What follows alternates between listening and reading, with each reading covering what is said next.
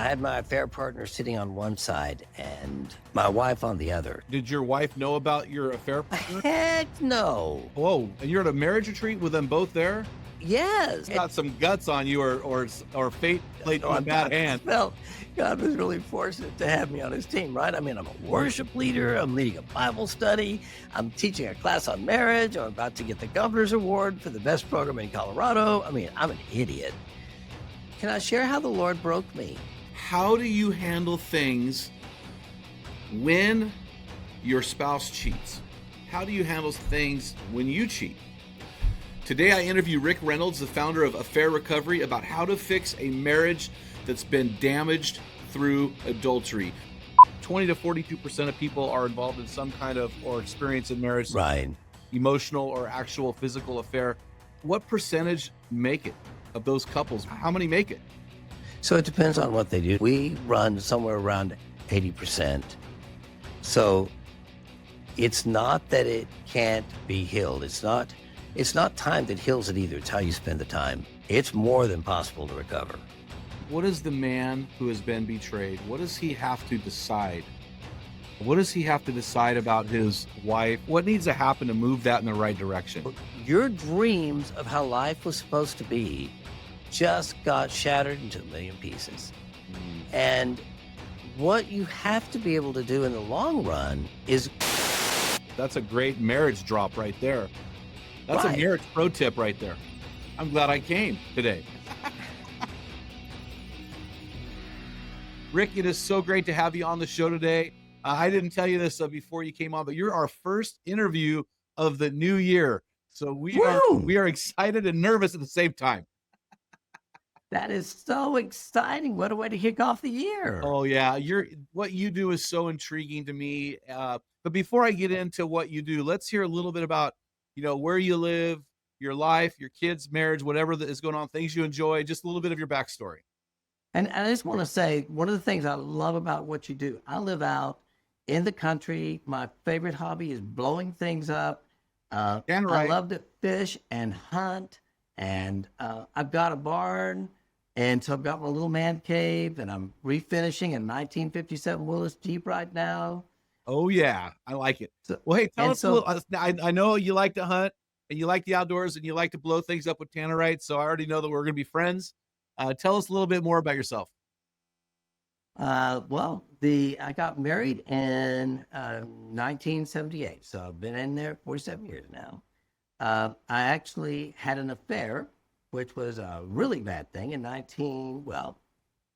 I was pretty bad from 78 all the way to 84 when the Lord knocked me upside the head and put an end to that. Praise God. And it was, I think, the way we recovered and the people he brought into our lives, it just transformed us.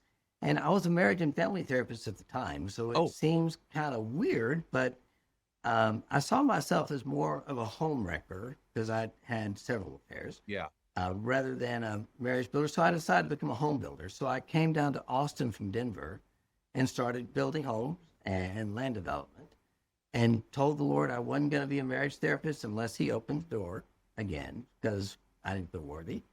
So he opened the door in 1990. But then he started telling me as I went through the 90s that he wanted me to work with, I remember clearly, I was in my prayer time, we were talking, and he said, I want you to work with 50,000 couples annually. And I kind of stopped and I said, Lord, I'm a workaholic and that's a problem for me, but 50,000 kind of seems like, even I'm not that, that's a lot. So it was really cool. That was around 2000 when I started really working at how do you do that. So we launched the initial version of Affair Recovery in probably around 2004, 2005, just to see, because we had to do that online. Yeah. Because we wanted to make it available to anybody and affordable. And we also wanted to make it completely anonymous. Yep. Believe it or not, people have a high blush factor, right? They can feel ashamed. And by 2009, we had proof of concept. we showed that it really did work. And then we did our official launch in 2011. And since then, we have been treating people, lots of people all over the world. And we just did a study, in fact, that I was really excited about it. 22,000 customers, people, participants that have gone through our programs. And we were able to show how they've gotten over their PTSD, their anxiety, their depression. But I mean, God can heal people. Yep. I mean, I don't know if you realize that, but I do realize that, yes. So I just finished writing a book called Guardrails, 10 Boundaries for an Unbreakable Marriage. It's going to come out in the spring. And the great. premise around the book is affair prevention. Right. And so when I heard about your story from 78 to 84, I did some research on you a little bit, and I realized that you had read a book, and in that book was a chapter called An Anatomy of an Affair. Right. Can you talk us through that chapter and how it was so deeply impacting? So, yeah, and I love the concept that you're talking about, because I do a lot of work with guys on relapse prevention. So the book was The Myth of the Greener Grass by Peters. And in The Anatomy of an Affair, it was a story about a pastor who actually, I mean, he wanted to stop, but he would go into these churches, and then he would, it would just, he'd have an affair with the choir director, and then he would have an affair with, a new convert, and he'd have an affair. And each time he had an affair, he got caught and he got kicked out of the church, but he was incredibly charismatic. And so he could take a church of 100 to 5,000 in 2 or 3 years. And so when people would hear he's available again, they would hire him. I mean, he ended up being my mentor. Wow. I don't know if Spite of the adultery, they would hire him. Oh my goodness. Well, nobody knew. Oh, okay. Nobody was saying, oh, he's having affairs. And so Jamie finally got caught, got busted, and like me, and the Lord just broke him. So he couldn't get a job anywhere. Yeah. And he actually helped write a book for somebody. Well, he entered a writing contest, then was a ghostwriter. Did you, The Cross and the Switchblade? I don't know if you ever read that. Years And ago. Nikki Cruz, Run Baby Run. Well, he was the ghostwriter for Run Baby Run with Nikki Cruz and all of that. And then he started writing his own books, and the Lord said, okay. And so and you probably heard this in my story, it was so fascinating the way God works. When everything blew up in March of 84, we went to a spiritual renewal conference in Nashville, and the people were staying with said, hey, I think that the speaker at this conference has gone through what you're going through. You might want to talk to him. And I said, you think or you know? And he said, well, I just think. And I said, you want me to go up to this guy at a conference of over 1,000 people and say, hey, I cheated on my wife, and I hear you did the same, right? So I finally agreed that I would talk to him if nobody else was there, and he was alone. So we skip one of the sessions, go outside on the Belmont campus, and there he's sitting with his wife, Jackie, and there it's like the rapture's occurred. Nobody's on the campus. And I went, So we go over there, we sit down. I said, hey, I hear we might have something in common. He said, what's that? And I said, well, I cheated on my wife. And he said, oh, I did that too. And I said, thank God. I mean, Yeah. And he said, what have y'all been doing? I said, well, we could only find one book. It was called Myth of the Greener Grass. And he said, I've read that book. And I said, oh, good. There's a chapter in that book. And that guy's story, he was doing exactly what I did. Because when I read that chapter, you can imagine I'm going, Steph, see, I'm not the only one. I'm not the only one. And he said, yeah, that's me. And I said, yeah, that's me. And he said, no, Rick, that's my story. Peterson came to Florida and interviewed me. And I went, wow. What are the odds that I would drive from Denver to Nashville, meet a guy who came from Florida to speak at a conference whose story, and it wasn't even on infidelity.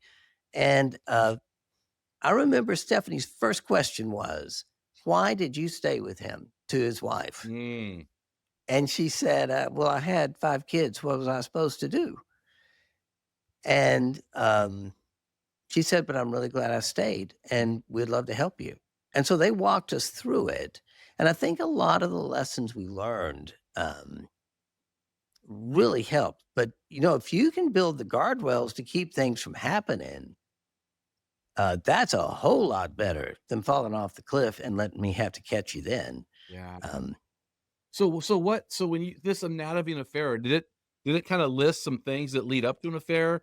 What caught you there? so he didn't, it wasn't I think it was just the number and the frequency and then trying to hide it, Mhm. and it wasn't like he was looking to have an affair. It's just that his boundaries were so stinking bad Yeah. that because what guys do is we do a thing I call pimp and tenderness, um, where we try to be good guys. Mhm. Um, but we have no idea how we're impacting women of the opposite sex. I mean, we don't, women. We just, we're clueless. So, do you mind if I give an example? Oh, I mean, I could probably give you some. Yeah, go for it. Yeah. So if someone says, "Gosh, I've really been wanting to learn how to scuba dive at work," and the last thing you want to say is, "Well, I've always wanted to do that too," and develop something in common. You need to say, "Gosh, have fun." But we do stupid things where we try to develop commonalities. It's fine to talk to somebody of the opposite sex at work. Just do it about once every 2 months. Don't make a repeated pattern of it. Yes. Uh, always be busy so you're not a shoulder to cry on. 100%. It's about not having that emotional connection. It's about also not providing opportunity. Yes. Well, it's Y- yeah, it really is very simple, but complex because you've got to discipline yourself to walk away. Right. At our company, one of the things we do, you may think this is a little over the top, but we literally, men do not message women directly because we have a very vibrant company. We've got like a bunch of full-time employees. But if I'm going to work with another woman, I will sit there and add a third party to that chat, Google Chat, so that I'm not just communicating one on one. There's Mhm. always a third party to keep things safe. Oh, I like that. In my book, I talk about not ever messaging or texting unless it's work related only. You just took it to the next level. Right. So that way nothing can happen. And um, it just is creating safety for everybody. Yeah, that is so good. Well, let me ask you this question. So, when I was writing the book, it seems to me from the research that about 20 it's not a hard number, but 20 to 40% of couples report adultery or extramarital affairs in their marriage. Is that accurate? Yes. That is such a high number. It seems incredible, doesn't it? And but a lot of them are emotional. Of course, to me, an emotional affair is one that also hadn't gone physical yet. Yes. But it's the friendship, and that's the problem. Yeah, my wife and I say you should not be friends with anybody of the opposite sex. We Absolutely just I not. mean, it may be my friend's friend, my wife's friend, but they're not my friends. They're Oh, my yeah. friends. Oh, Yeah. 100%. Because it just takes one little piece for it to get pinged. And so if you don't present an opportunity, like I'm allergic to poison ivy. You know how I keep from breaking out in poison ivy? I don't touch it. And it's the same thing with this. Yeah. As long as you stay safe and you're conscious. I'll say again, part of it is being aware of how you're influencing someone. There was Yes. at one of our weekends, somebody, and most of our stuff is online, but we do a weekend once a month. And a woman drug her husband up there and he said, "Would you tell him this is inappropriate?" And it was a text. He's a surgeon. And it was a text from somebody on his surgical team. It was like a radiology deck or something. And he said, "Rick, this is normal. We work as a group and we share things." And I said, "First off, you're not normal. Normal, it's a cycle on a washing machine. So Get over it. Yeah. I said, and you're not normal because you've already had 3 affairs. But Oh, here's what, yeah, at the hospital. But here's what you don't get. I said, let's say um, an anesthesia tech had written her back to that text. That is a nickel to a nickel exchange. They are on the same level.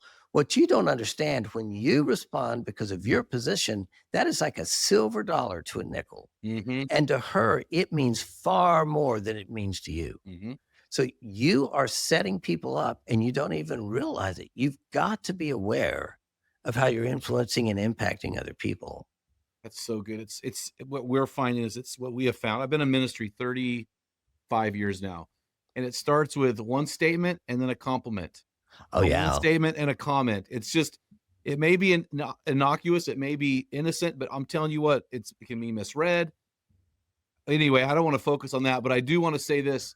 So you said 20 to 42% of people are involved in some kind of or experience in marriage, Right. emotional or actual physical affair. What percentage make it of those couples? What percentage once there's a physical affair, let's say, or any kind of adulterous behavior? How many make it? So it depends on what they do, to be honest. We run somewhere around 80%. So it's not that it can't be healed. It's not time that heals it either. It's how you spend the time. Yes, for sure. And so at 80%, I can tell you it's more than possible to recover. And is it a 3 to 5 year time frame? What are you finding is the time frame for healing? So we always say the timeline is somewhere between 18 and 24 months. Again, it depends on how you're handling Yeah. it. But what we do is we use a very simple biblical concept, which is from 1 John 1. If we walk in the light, it's He who's in the light, we'll have fellowship with one another, and the blood of Jesus will purify us from all sin. Mm. So to us, it's about community. And if you're in a safe community, that just accelerates healing. PTSD, depression, all of those things change radically when you're working with other people going through the same thing at the same time with healed individuals who can help facilitate and share their journey with you. Well, that's encouraging because I was told that it was a 3 to 5 year process, but it seems to me that that's a very long process, especially if you're the betrayer to say, "Hey, okay, you've repented. Let's say you've betrayed your marital covenant and you've repented. Okay, well now, bro, you've got 5 years before that just seems like a long way out for a guy to even maintain hope." Well, that's also, I would just say it's lousy treatment. Um, you, Apparently, I love it. Yeah. well, people can heal, but again, they need the right resources. Yes. It's just tragic when, most people, by the time they get to us, have already seen over 3 therapists, sometimes over 5 therapists before they Yep. get to us. And we're not Yes. even therapists. We're running communities in many ways. It's anonymous. You don't even see the other people. But I mean, therapists a lot of times are clueless as to what they're doing. I agree with that 100%. I think that's important to immerse yourself in community, Right. and that really is a lot of prevention right there. So, okay, so I have a question for you. So, 95% of our audience are men. I'm assuming we might have more women. The women don't say a whole lot. They come in quietly and want to learn about their husbands. The Right. women, we know you're there. But so we have about 95% men, and they're basically between 30 and 50 years old. That's kind of our range. And most of these guys say they're Christians. So, speaking to that audience, what would you say to the man who has been betrayed by his woman, his wife, his Okay. spouse? So we have two different things. We got man as a betrayer, man as a Right. betrayed. So I want to single that out for a second. Because I was wanted to talk about that because there are at this last event we did last weekend, there were 10 um, unfaithful women and 20 unfaithful men. So it's about a third. So there's a lot of guys. Yeah. And what I would say to the guys is, boy, God's got you in a hard place if they're Christian. Um, and you need to ask, what's God telling you? But it's it is really difficult for guys, partially because there's a part of us as men that, wanna get out there and, we're protective, but we're also really wounded. Mhm. So, I can tell you there's just as much hope for the guys as there is for the women, but they need other men going through this at the same time so that, um, again, they feel, um it sounds crazy, feel normal. When people start the groups, and you've seen this, the one thing that's true on like when week 1 or if they're at one of the weekend events, you sit down and you've been feeling all of this shame because of what's happened to you. You somehow feel it's my fault. And I mean, that's awful. But you suddenly sit in this room with 4 other guys and they've all been cheated on too. And you go, oh, Mm. it's not just me. Mhm, mhm. And there is no shame. Everybody's the same. Yes. You feel normal. And that's the thing that begins to heal. It's back to community, just like you said. You're spot on about that. What is the man who has been betrayed? What does he have to decide? What does he have to decide about his wife? What needs to happen to move that in the right direction? Well, I think it may be that well, men get angrier in Oh, some ways or more violent. Um, makes sense. but it really that whole thing of what's wrong with me? Am I not enough? Mm, Is am I enough? Gets to be a huge deal.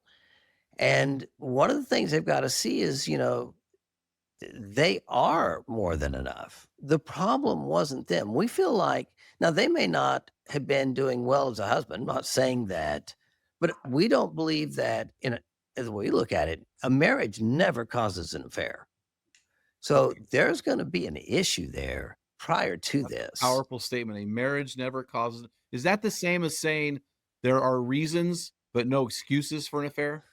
Well, not quite. We Okay. would say that a marriage, let's say that you had a lousy marriage, or you weren't a very good husband. You weren't, you worked all the time, or you were angry all the time. Even then, I would say maybe a third of the time, a marriage can take some responsibility, but it didn't cause it.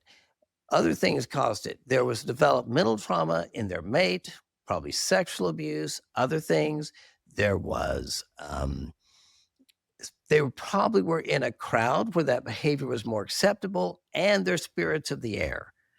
There Yes. is, Yes. there's powers and principalities that come against us, and guys are set up for it in many, many ways. And so it's hard for guys, but it can certainly be it's healed at the same rate as it is with the women. Yeah. So so this man needs to decide, hey, I want to make this marriage work. What needs to happen on the other side? Well, typically, when we look at a marriage, and maybe this is how you do it too, but there's him, there's her, there's us, there's a union of the two. So he has to look at himself and say, okay, because I feel like there's always we look at it like 3. So he needs to address where are the issues that God would work with him Hmm. in terms of his own personal growth. I mean, I honestly believe that infidelity can be used as a catalyst for personal transformation. I mean, you've got a chance to, you know, sit down with God and redo and become the man that God made you to be. Yes. Yes.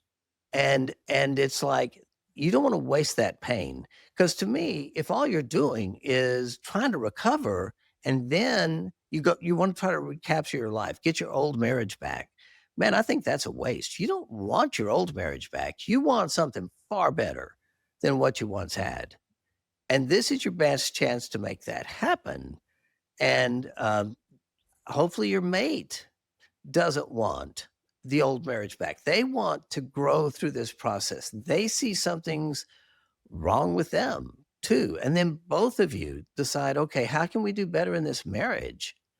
Because it's time to begin to get serious. And we say if you'll take time and give the Lord opportunity to work, don't make a decision right away. See what God does. And eventually you'll be able to tell. And we say usually wait at least 12 months before you make a decision and work. We haven't worked with our program, but at the end of that time, you'll know whether things are improving or not. I mean, one of the things my wife says is she's not fond of her first husband because I wasn't a very good husband, but she says she really likes her second husband. I mean, she likes the man I became as a result of it. And that's what we want for everybody, is to have a marriage that was much better than before. That's always our goal with every couple. So this is really interesting. So I think I love what you're saying, that if I'm a man and I've been cheated on, that it's a great opportunity for me to take stock in my own failures as a husband, for lack of a better phrase. But there's got to be a process in between there, because there's the shock and awe of figuring out you've been cheated on. And I would imagine there's a lot of anger going on, almost like the stage of grief. There's got to be a time period here. At what point, I mean, how much time do you want to give a guy before he realizes, okay, I'm going to own my part of this, even though my part is more of a passive role here? Well, one of the phrases that before each one of our sessions, one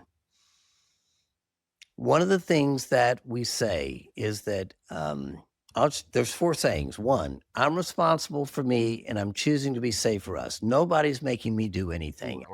This is my choice. Number 2, if I can't accept where I'm at, I'll never get to where I'm going. I have to own the fact that God did not make a mistake when he sent Jesus when he did. He needed to wait for me, right? No, I'm not Jesus. 3, if you don't change directions, you're going to wind up where you're headed.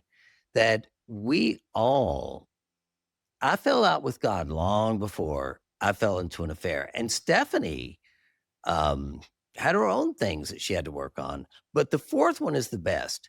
My mate is never my problem. My mate only reveals the problem in me. And if you want to find out where I fall short of the image of Christ, let my wife act certain ways, and you'll see all my defects of character. You'll see all the places I've yet to be conformed to the image of Christ.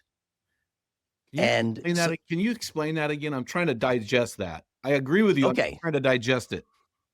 So my mate's never my problem. My mate only reveals problem in me. I'm not saying your mate is not totally jacked up. I mean, they've got problems, right? Maybe they really could. I mean, so often with women, they've got serious sexual abuse. They've been wounded.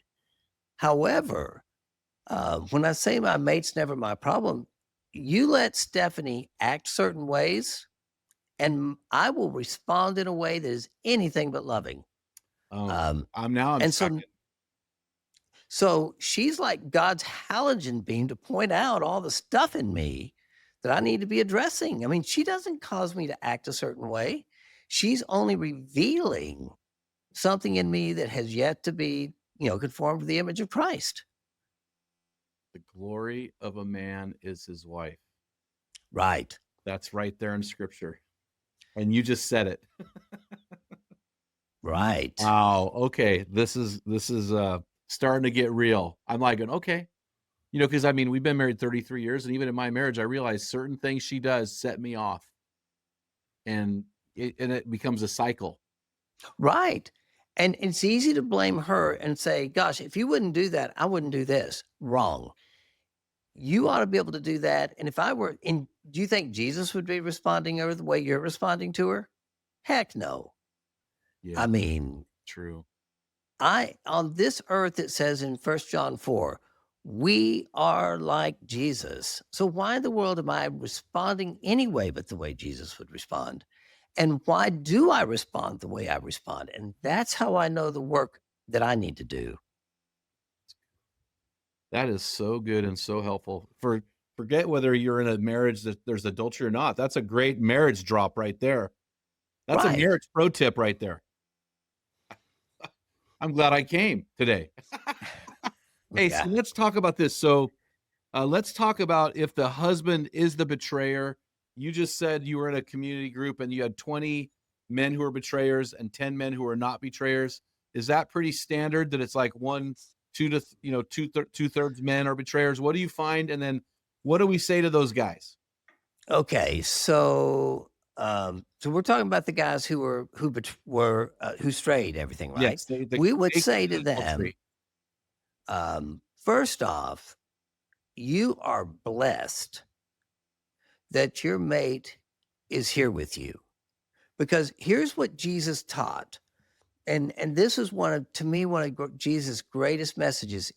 And I love Easter, but it's the Via Dolorosa.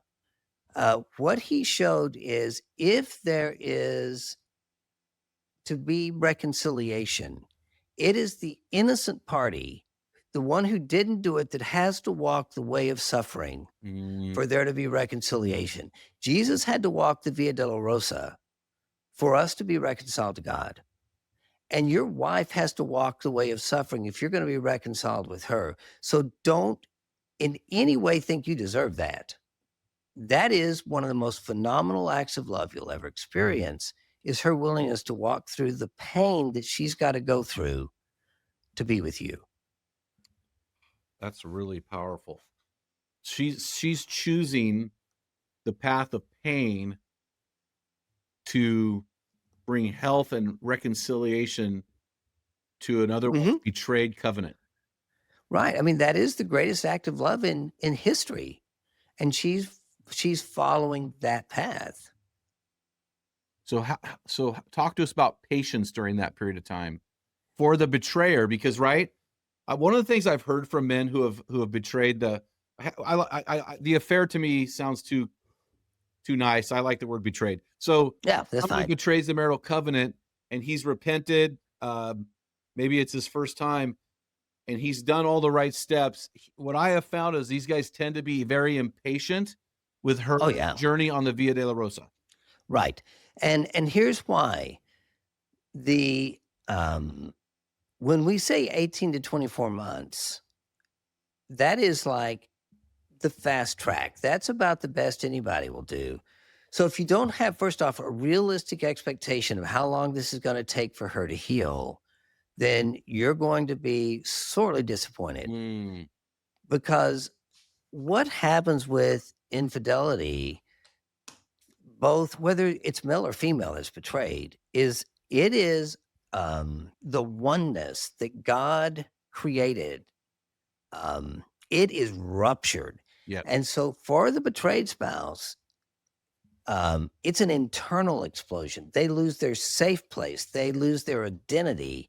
They lose the ability to trust you. They lose the ability to trust themselves because they can't believe they didn't see it. I mean, they are undone. They don't have an anchor of safety Mhm. anymore.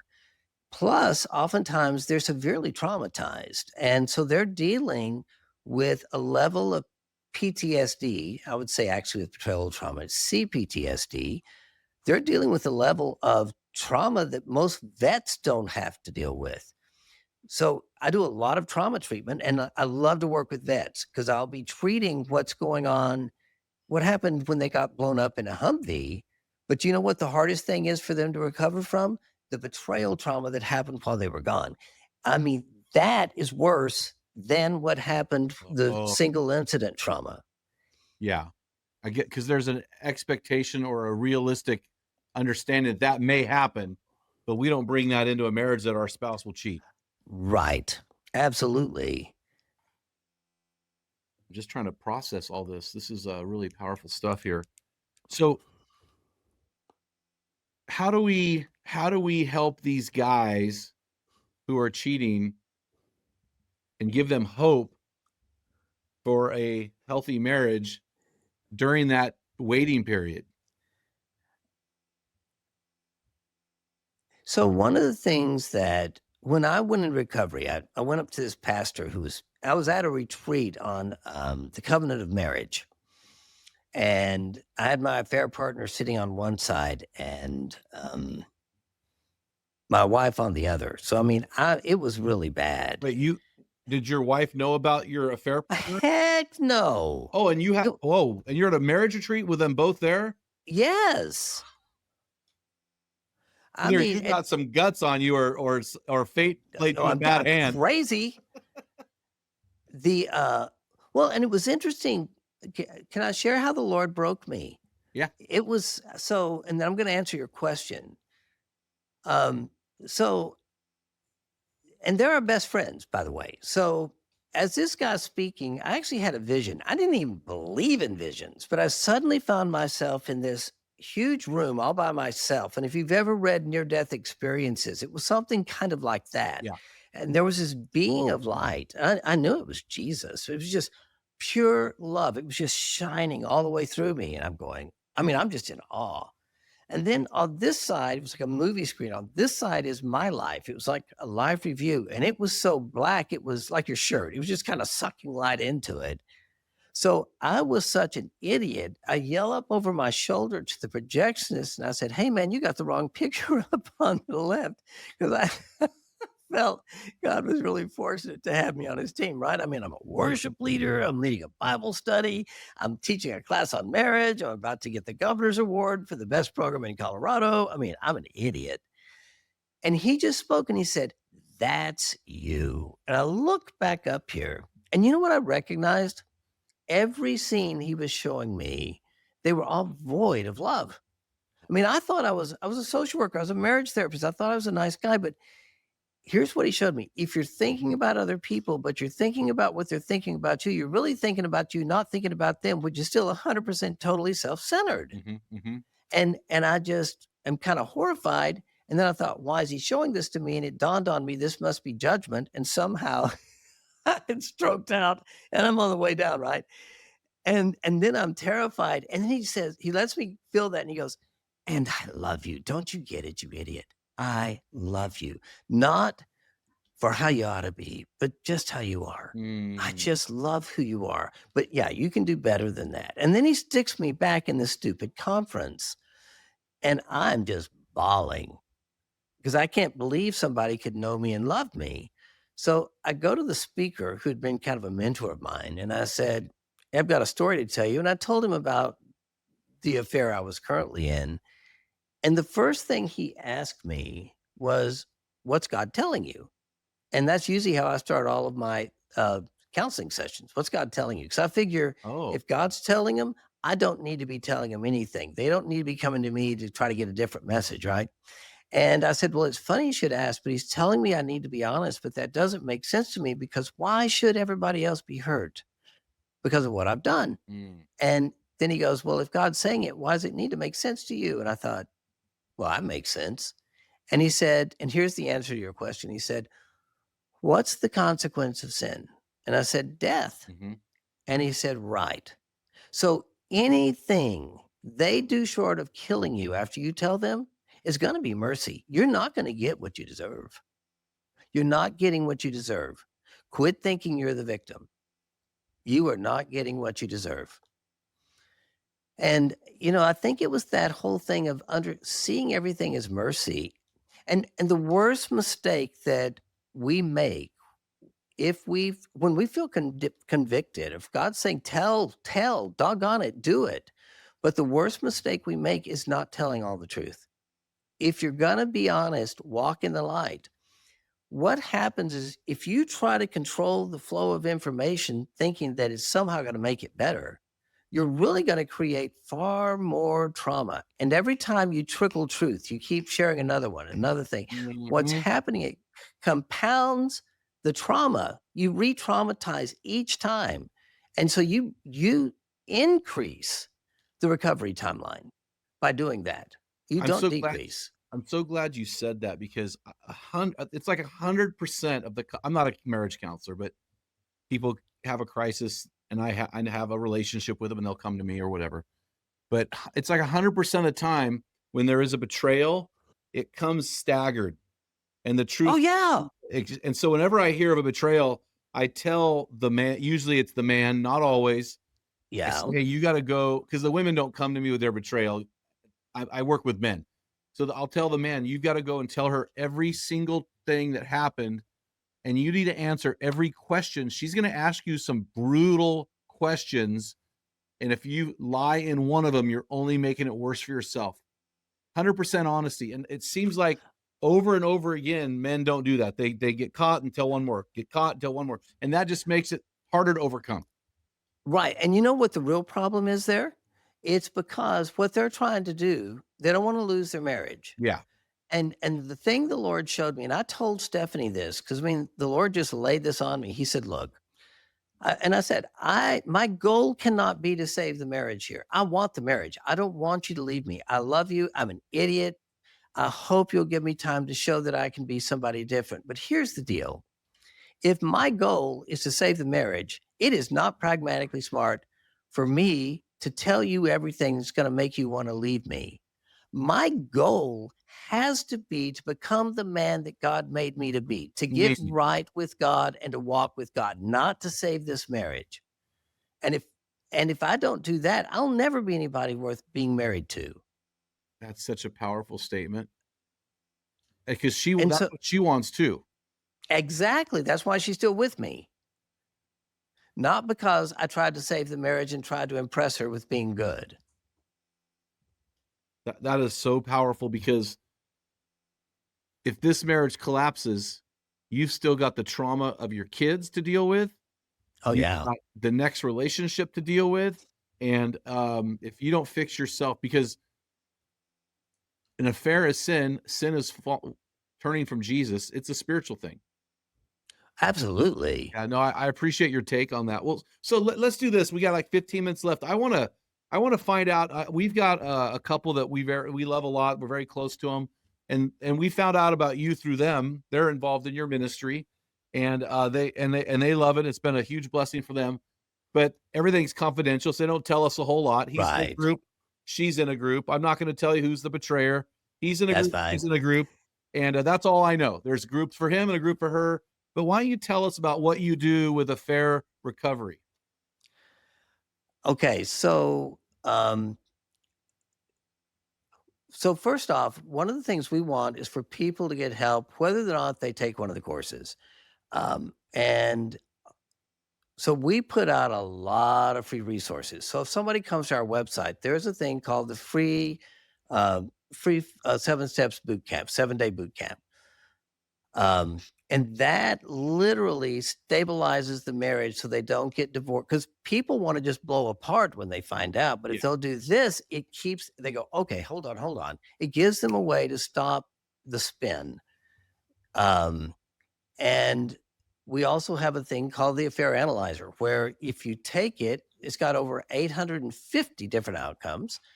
It will tell you basically what you're dealing with, what type of affair, steps you need to take, just Oh, things specific to your situation. Um, we have a YouTube channel. I saw you've got a bunch of podcasts, dude. we've had a few. Yeah, and we've got over 1,000 YouTube videos Wow. also. Yeah, I was watching some of them earlier. So we have YouTube, and then we've got a huge recovery library with over 6,000 resources.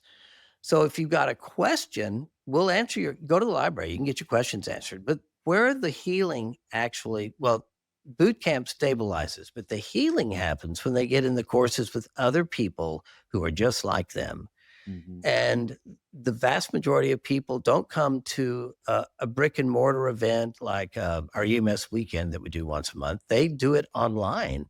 And you've got people from all over the world. It's an audio call, there's no video. Nobody knows what you look like. Nobody knows where you live.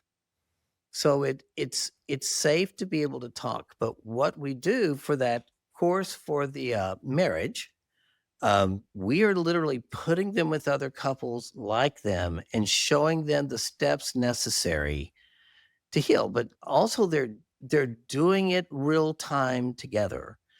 Um, there's a course that's called EMS, Emergency Marital Services. Can you believe it? And then there's a hope for healing for the betrayer. And what we do in that course is we get them to see what was the way, what were you thinking, right? But also how our own self-centeredness plays in and how, we aren't necessarily being loving. We don't even see it. We're blind. And then we also give them ways to help their mate heal. We try to do that. Then in the course for the betrayed spouses, men and women, we literally teach them how to grieve and they support each other as they go through it. And they learn how to let go and let God and not to put their faith in the marriage, but how do you break out of codependency? How do you learn to have the agency to take care of yourself rather than being dependent on your mate for your emotional health? Let God be the center of your emotional health. And once we can get them through those courses, and it's interesting, we have over 90% completion rate on those courses, Oh, which is, wow. as you know, amazing. Oh, yeah. Um, and at that point, we keep that group together, especially the marriage. We try to keep them together for an entire year where they continue to talk on a weekly basis. Because again, it's community. I mean, and it's, to me, it's far more effective than doing marriage therapy. That's not community. Because with marriage therapy, you just go home and now you're still stuck with each other. Yeah. Yeah. And I think oftentimes I've found from people who I've talked to, marital counseling can be pretty biased. Like the Oh, yeah. counselor tries not to, but they choose a side, and I know it's anyway. These are things I've heard. So that's all I can say. It's not statistics, it's not proof. I just know from people who've gone, one feels Right. picked on more than the other, whatever. And maybe maybe that should be. I don't know. But hey, you mentioned earlier you talked about grief, the Yes. grief of the betrayed. And I think this is a powerful thing, and I've experienced this with with people who have been betrayed, and Right. usually, again, it's the man who comes to me, so the man's betrayed, and there's a grief there. Can you talk about grief through the betrayal process? Right. So ultimately, I believe that old marriage, when that covenant's broken, it's gone. And Yes. so your dreams of how life was supposed to be just got shattered into a million pieces. Mm, And what you have to be able to do in the long run is grieve that loss, because until you can get to, okay, this is now my life, this is my new life, what am I going to do about it? Because transition is comes after grief. So you can't get a new life until you let go of the old one. So to me, transition is about death, burial, and resurrection. It's no more, not yet, new life. And so you've got to learn to let go and recognize. I think it's what the Lord showed me. There was far more for me in this life, not the old life. There was more for me in this life than there was in that other one. But until I could let go of that one, I couldn't get a new vision to move on. mm, And so, what we want people to do is grieve, to go through those stages and finally say, okay, strange as it may seem, even though I didn't give my permission, Lord, you guess you had a different plan than me. So, and that's okay with me. In fact, what are we going to do now? And when you can do that, you can move on. But if you're still mad about what happened and it's not the life you volunteered for, or because, I mean, no, we volunteered to do whatever God wanted us to go through. mhm, I think it's not that I volunteered for, the perfect life. I said, okay, Lord, do you do whatever in my life I need mhm. to conform me to the image of Christ? You bring it. But except I do not want to be cheated on. Except I'm not going to have a problem with anger. I mean, we try to give God conditions, which is stupid, Yeah. about the things we're going to deal with. And he knows what we're going to deal with. So by faith, I have to believe he is not out of control. So what I'm hearing you say here, and I want if there's grief because when betrayal enters a relationship, that marriage as we know it is dead. In lots of ways, yeah. Okay. Yeah, I think that's what I've seen with couples. Like there's a grieving process because something's died and there needs to be a reconciliation, but more than that, there needs to be a resurrection. Exactly right. And it's not that you don't have the history. It's not that there aren't good memories. It's not, that's all there. But you know what? You don't want that relationship that already ended in failure. You want something that is going to be far better with guardrails, with ways of loving you never knew, with not being reactive to your mate, with being able to love better. You want that. Yeah, restart. Yeah, that's so good. Well, hey, last thing here I want to talk to you about is the challenges. We've talked about a lot of challenge, but what is the biggest challenge that couples who are working through a betrayal face? Because whether she's betrayed him or he's betrayed her, there is a betrayal, there is a grief, there is a death, and now this couple has to tell. You said that him, her, and them. So, what's the biggest challenge couples face when there's a betrayal? Well, there's a lot of big ones. um, I would say the trauma is probably the biggest challenge, and figuring out what part of me is talking. Am I talking to the lizard brain in my mate, or am I talking to the person that's my mate, but the person I love? And it takes time for someone to heal from the trauma and the right type of treatment. The second challenge is it's hard to keep. So we tell people, find a point on the horizon that, a time in the future, that's when you make your decision. Don't make a decision before then, because there are going to be events that happen that make you want to hit the eject button, because you go, we're never going to get anywhere. Yeah. And you haven't given God time to work the miracle he's about to work if you hit the eject button, because God does work miracles. 100%. Well, I'd say you got to give it time, especially early on when the betrayer is slowly unfolding what actually happened. Right. Exactly. And then you're going to give time to deal with the lie, and then time to deal with, do I want to be in this? There's a lot of decisions that happen before you can start working on the marriage. Right. Well, you got to be honest, because you just keep setting it back as long as you're lying. And we're so bad about that. Yeah. There's so much I want to talk to you about. But let's do this. What is the best way? Because if I'm right, we have 25, 30,000 people who are listening to this right now. Well, not 20, 35, probably 20,000 who may be struggling with some kind of betrayal or they've been betrayed. How can they get a hold of your resources? So go to affairrecovery.com, take that affair analyzer and look at boot camp, but do not live in a dead marriage. God, he created us to be alive. Mm-hmm. And it may be really scary, kind of like cliff jumping, bungee cord jumping, whatever, to let go of control. But you always have to let go of control if you're going to really gain control. So start trusting God and not your ability to manage everything. Go to the website at fairrecovery.com and just start your journey. Yeah, thank you. I appreciate this. I appreciate, so they can go, if they're dealing with an affair, take the adult affair analyzer, and then go into the 7-day boot camp. Right. Those are free resources. And if they want to pay to get in one of your community groups, I'm sure there's some easy access to find there. Oh, absolutely. There won't be a problem. Well, your book looks great, by the way. Oh, this one here. Hey, well, that's funny. I'm going to send you one.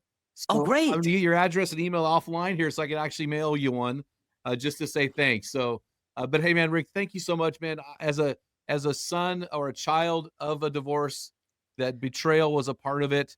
I know the pain that's caused as a child. Yeah. And I just appreciate all you do, and some friends of ours working through your program. Appreciate what you're doing. And man, you are rescuing not only families, but generations. So sure appreciate your ministry. Yes. Well, thank you. And I hope we get to work together again someday. Oh, I have a feeling we will. Have a great day, brother. Okay, you too. Thanks. Yeah. Bye. Hey, man, we love Rick and the resources offered by Affair Recovery so much, they are now our official Affair Recovery resource. Go take the Affair Analyzer at affairrecovery.com, and if you sign up for a course In the pull-down menu, tell them Men in the Arena sent you. Hey guys, if you enjoyed today's episode, make sure you're following on your podcast app. Guys, this podcast is exploding. We've hit our 3rd million podcasts in under 8 months. So a lot of people just listen without following, but we need the new followers. So go in there, click the subscribe button, help us climb the charts, help us to impact a generation of men in the stress bubble who are trying to become their best version in Christ. Until next time, feel the wet sand on the arena floor. Hear the deafening roar of the crowd. Taste the sweetness of victory. Smell the stench of battle. Get in the game. Get dirty. Grind it out. Affair-proof your marriage. And be a man.